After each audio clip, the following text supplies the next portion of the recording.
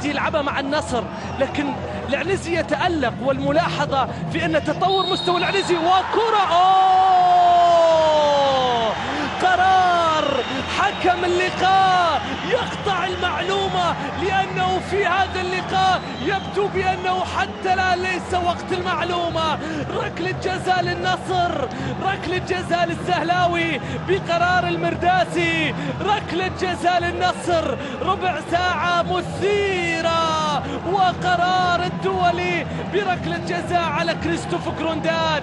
ركلة الجزاء لمصلحة السهلاوي، وركلة جزاء نصراوية 15 دقيقة وقد تحضر أول أهداف المباراة.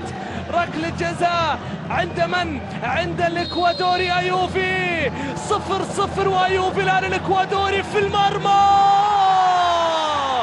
جول للنصر، جايمي أيوفي الإكوادوري إلى هدف الخامس في هذا الدوري، وهو اللي يقول هذا دوري وجا دوري، والنصر ناوي على الدوري. الله على الهدف الدفاعية في اللقطة الماضية.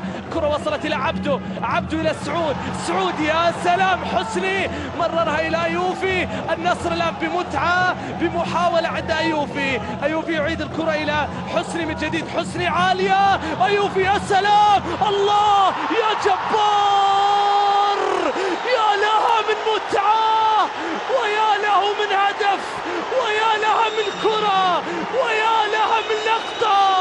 الله على متعة النصر، الله على متعة النصر، يا سلام، اضربني أكثر من هذا.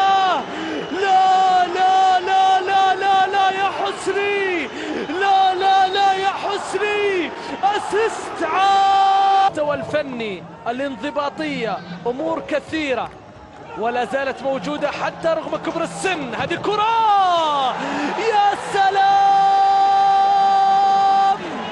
عناب سدير يرفض الخسارة ويريد العودة من جديد إلى المباراة.